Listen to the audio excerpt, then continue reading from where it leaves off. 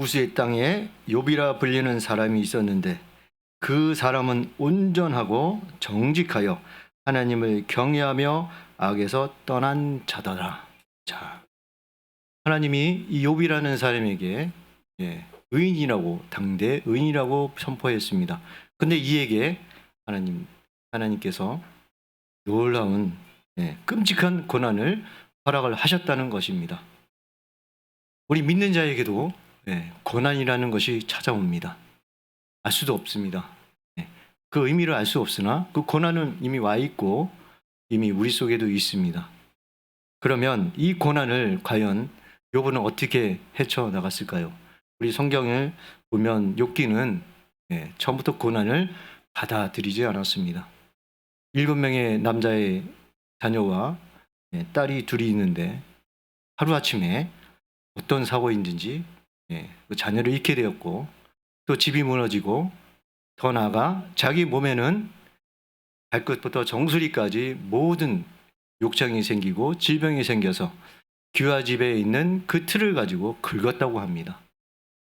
자기 육체도 힘들었는데 그 와중에 자기 갖고 있는 재물, 낙타와 양 모든 재물도 다 잃어버렸습니다.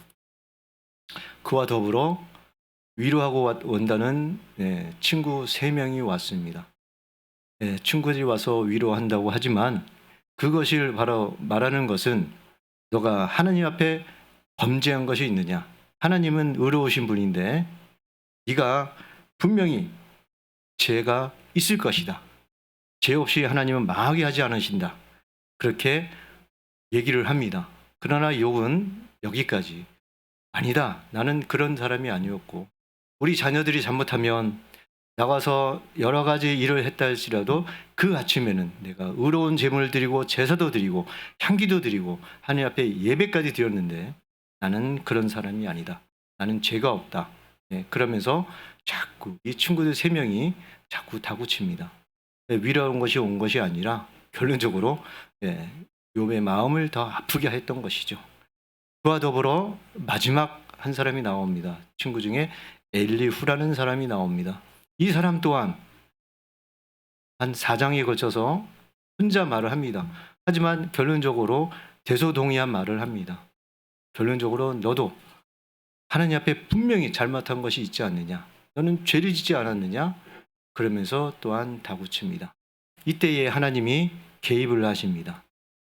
욥에게 나타나셔서 묻습니다. 알 수도 없는 천지창조의 비밀을 묻습니다. 번개가 치는 것을 아느냐?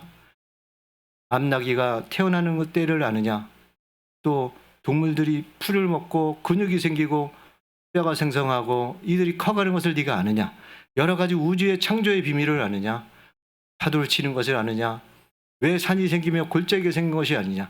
도저히 대답할 수 없는 그런 질문을 하게 됩니다. 이때에 욥은 깨닫게 됩니다.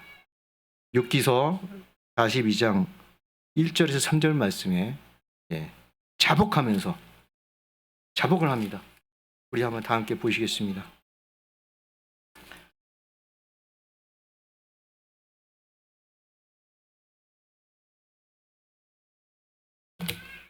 자, 주께서 못하실 일이 없사오며 무슨 계획이든지 못 이루실 것이 없는 줄 아오니 무지한 말로 이치를 가리키는 자 누구 오리까?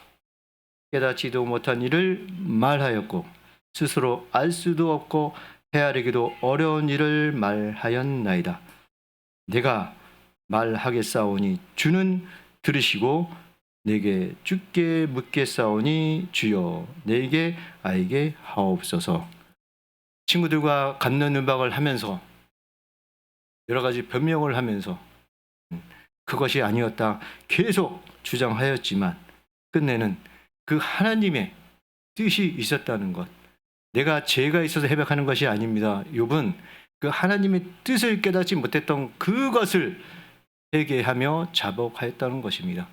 믿는 자들은 그렇죠. 저희들도 죄가 있어서 우리가 이렇게 고난을 당하나, 물론 그럴 수도 있습니다. 하지만 그 뒤에 그 속성에는 하나님의 뜻이 있고 하나님이 인도하심이라는 것입니다. 그래서 이 욥을 하나님께서는 그 힘든 상황에서 견뎠더니 끝내는 그 자복도 하게 되고 회개도 하게 되고, 또한 하나님께서 어떠한 복을 주셨냐면, 이제 지금까지 나는 말씀하기를 내게 또 귀로 듣기만 하였사오니 이제는 눈으로 주를 배움나이다. 이제 듣는 자리에서 이제 믿음에 있는 자리, 한층 더 올라서서 하나님을 우러러볼 수 있는 자리, 믿음의 단계를 한 단계 더 올려주셔서 하나님이 더 성숙하게 하시고 하나님을 이끌으셨던 그 자리로 인도하셨다는 것입니다. 이를 위하여 우리 시편 기자 179편 75절에 말씀하기를, 여호와여 내가 알거니와 주의 심판은 의로우시고 주께서 나를 괴롭게 하심은 성실하심이니이다. 주님께서 나를 괴롭게 하신 이유는 나를 성실하게, 그러니까 하나님이 그 자리에서 더 좋은 자리로 하나님의 일을 하셨다는 겁니다. 성실하게 하나님의 일을 하셨다는 것입니다. 또한 이사야서 38장 17절 말씀에 우리가 잘 아는 우리 유대 13대 왕 히스기야 왕이 있습니다. 분명히 하나님이 말씀하시면 너는 죽는다, 너는 병 때문에 죽는다, 그렇게 말씀하셨는데 처음에는 깨닫지는 못하고 이해가 안 됐사오나 우리 히스기야 왕도 하나님 깨닫게 되는 은혜를 주셔서 보옵소서 내게 큰 고통을 더하신 것은 내게 평안을 주려 하심이라. 주께서 내 영혼을 사랑하사 멸망의 구덩이에서 나를 건지시고 내 죄를 등 뒤에서 던지셨나이다 라고 이렇게 감사의 고백을 드렸습니다. 사도 바울 또한 고백을 합니다.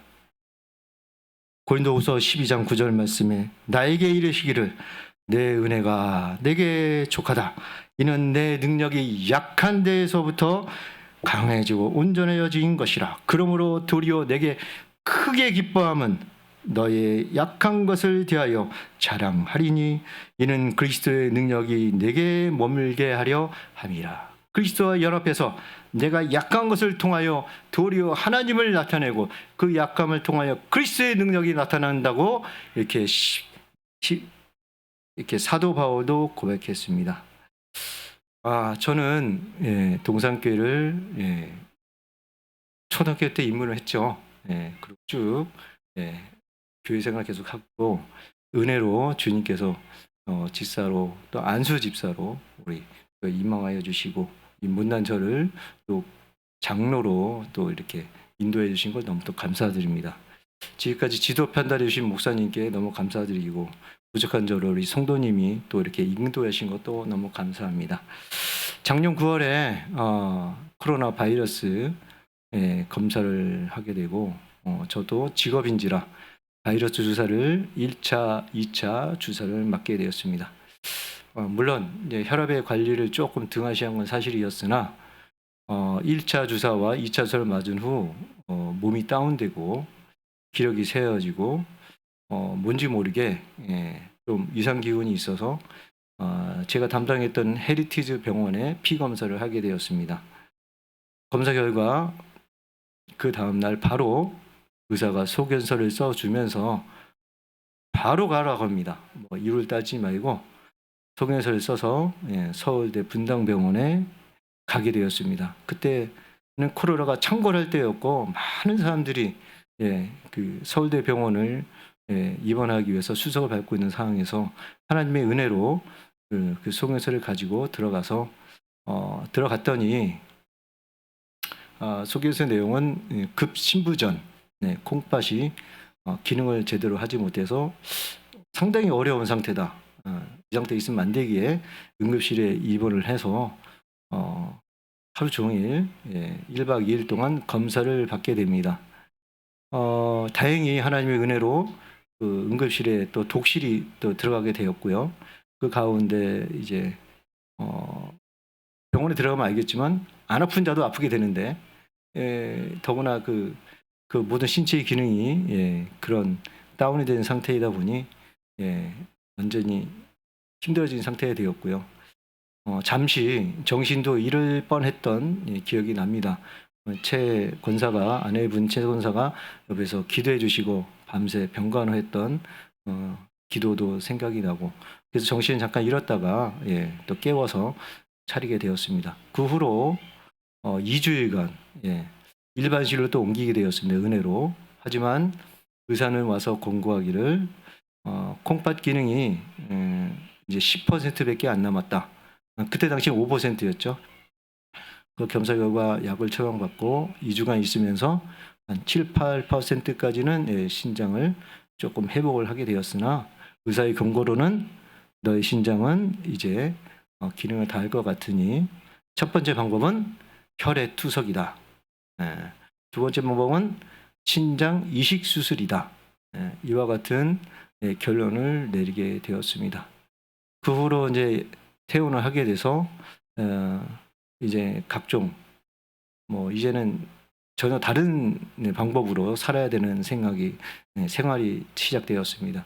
그래서 심양 말하는 건강식을 하게 됐죠.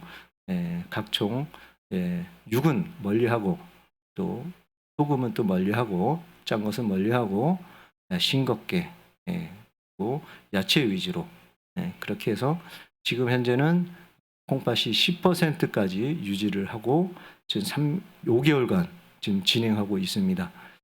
그와 더불어 이를 위해서 우리 저희 안사람 최권사는 교회에서 일주일간 철야를 하며 기도를 하며 아픈 저보다 기도를 더 많이 한 것 같습니다. 하나님이 분명히 뜻이 있을 것이다. 뭔가에 하나님께서 이때에 이함이다 라는 생각이 듭니다.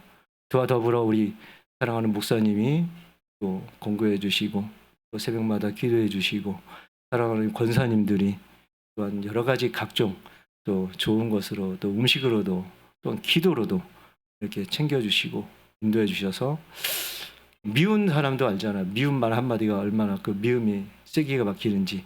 이거 보면 이 친구들 3명은 위로하러 왔지만 사랑의 말로 위로하러 왔지만 그 마음이 얼마나 아프겠습니까? 욥이 똑같습니다. 사랑할 말로 권고해 주시고 그 진심을 알기 때문에 하나님께서 저를 아직은 하나님이 투석의 자리에 있지 아니하게 하시고 아직까지 이렇게 육체를 가지고 움직이게 하신 것 너무도 감사를 드립니다. 더불어 저는 조그만 사업을 하고 있는데 이 사업에 하는 이유가 그저 하나님 나라를 위해서 쓰임받기 위함이잖아요. 그래서 12조 부분에서는 분명히 좀 힘들지 않을까. 근데 하나님이요 어떤 역사가 일어났느냐. 제가 일을 했을 때의 그 12조보다 지금 작년과 올해 제가 12조가 내 생애에서 가장 많이 하느님 앞에 드렸던 것 같습니다. 그 이유는즉슨 첫 번째 계속되는 12조는 계속 드렸고 저와 더불어 어머님 집을 처분하게 되었습니다. 이와 여튼 어머님도 힘들어졌지만 근데 그 이후로 또 11조를 하나님 앞에 드리게 되었고 또 더불어 제가 조금 이렇게 투자해 놓은 곳이 있었습니다. 그곳에서도 또 일정한 이익이 생겨서 그 또한 11조를 또 드리게 되었고 더 나아가 코로나 실전 보전금이라고 국가에서 1차 또 2차 이렇게 또 드리게 되어서 2차 실전 보전금도 또 드리게 돼서 하나님 앞에 12조의 축복이 제가 일할 때보다 하나님 앞에 드리는 그 12조가 더 많이 생기게 되었고 또 선교도 다른 건 놓치지 말고 선교만큼은 저 불타는 하나님의 열정을 주셨는지 이 선교만큼은 어떻든 알게 모르게 하나님의 나라를 위해서 쓰임받게 하십니다. 더 나아가 여기서 얘기할 건 아니지만 극동방송을 제가 주로 듣습니다. 나가지는 못하지만 또 전파로로 선교할 수 있는 또 그 은혜를 주셔서 또 그와까지 감당하고 동서함께 선교 담당 과정으로 꾸준히 하나님 앞에 나가고 있습니다. 그래서 이 고난은 분명히 욥에게 주셨던 것처럼 분명히 이제 듣는 자리에서 일어나는 믿음의 자리로 세워진 것처럼 한 단계 유익한 자리로 옮겼던 것을 저희는 확신합니다. 여러분들 믿는 자들도 고난이 옵니다. 안 올 수 없습니다. 그 고난을 근데 참고 견디십시오. 이 고난을 주님 앞에 내어놓으십시오. 그러면 하나님께서 우리를 다시 한번 창대하게 위대하게 우리를 쓰임받게 하시고 우리를 인도해 주실 걸 저는 확실히 믿습니다. 그래서 오늘 하나님 이 찬양을 준비했습니다. 우리 반주자님 준비해 주십시오. 우리 PT 떼어주십시오. 고난은 내게 유익이라.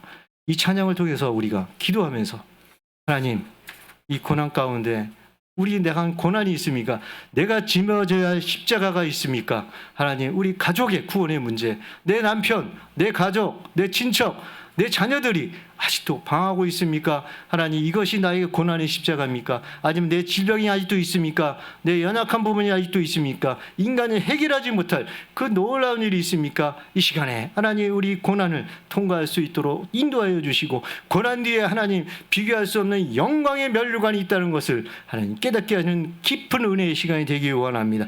다 함께 찬양으로 하나님께 올리겠습니다.